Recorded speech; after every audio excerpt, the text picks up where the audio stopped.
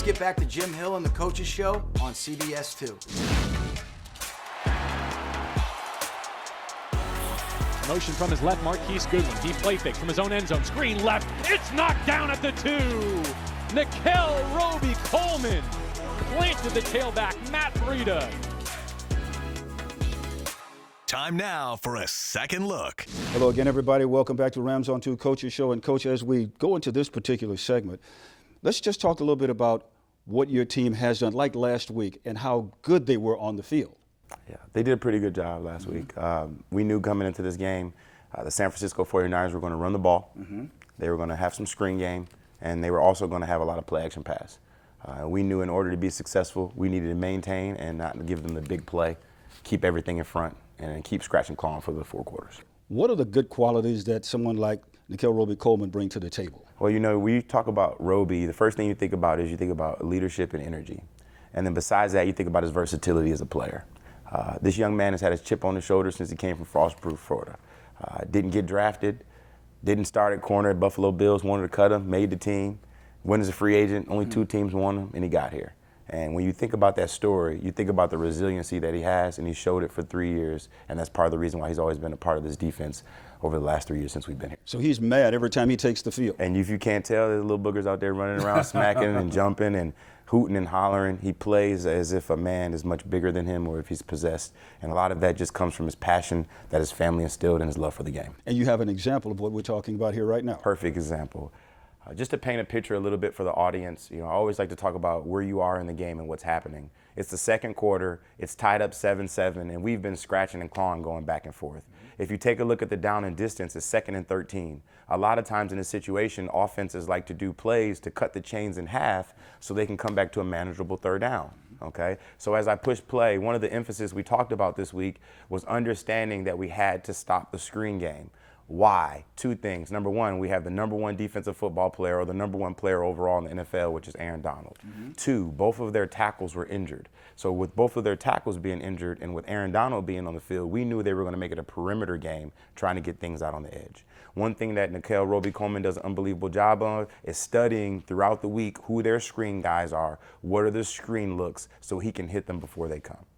As I push play, we're playing a cover 3 defense, meaning both of my corners will play deep thirds, one of the safety will play in the middle of the field, and Robey will be a curl flat player. So as this play develops, Robey starts off as over to the left as the curl flat, then he comes over to the right as the curl flat player, and as you see, the safety, John Johnson, rotates down opposite. So now if I go, you push pause, we're in our cover 3 shell. As Robey sees the jet from number 11, you see him pointing. He's saying bump, bump, bump, bump, bump, telling everybody to bump over one responsibility because the offense is creating a new gap on the other side. So as this develops, Robey knows he has to play off of this defensive end. As the defensive end shoots inside on this gap, he now looks for anything that's first available. Now, this is what's most important. We talk about do your job and do your job well. Right now, most players would start to hinge out and look for a pass. But if you see Robey, his eyes are on his work, going through his gap, reading through the defensive end, and lo and behold, he's able to sniff out the screen as it develops. I mean, you just look at everybody's head, and they're right at the quarterback. Right at the quarterback. You talk about playing zone defense. You talk about being visual. When you talk about zone defense, you're talking about quarterback key, ball out, and break. And just starting from the top, everything motion across, everybody's fine. You see great communication across the board. You see his hand pointing. We talk about verbal and nonverbal communication. This is leadership, this is intensity, and this is also a little bit of dedication. And then also putting his hat across, getting his hat out of the tackle, and finishing.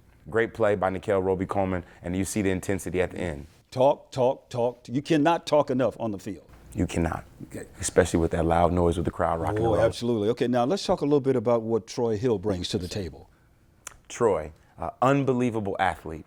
He is also a little bit of a tweener where he can play nickel, he can play corner. And when you have those guys in the NFL, not only do you call them utility guys, but they're guys who are Swiss Army knives. And when you talk about rosters and you talk about how many guys can be active, and maybe the fans don't understand that, you have to pick and choose who can play and who can be active because you only have a certain amount of numbers. And the guy that can play more than one position, his value goes through the roof. Just like Nickell and Troy, they've been great Swiss Army knives over the last 3 years. and he'll show you a play. How he's making it happen. Explain what you mean when you say Swiss Army knife. When you say Swiss Army knife, that means when you pull out your blade, you got a screwdriver, you got a blade, you got a flathead. Shoot, you might even have some pliers in there, meaning that at any time he can be able to transition. You know, being an amoeba, being able to fit into what's around you, always being able to be transitional. And anytime you can do that as a player, your value always goes through the roof. Corner, nickel, base, dime, first, second, and third down. And lastly, it's all about being dependable. And of course, we have an example here of Troy Hill. That's right. I got a good example on this. So right now, they're right at the 24, right at the fringe. Right now, they can do a couple different things. They can run the ball. They can be aggressive. We knew based off the set, they really like to play action pass.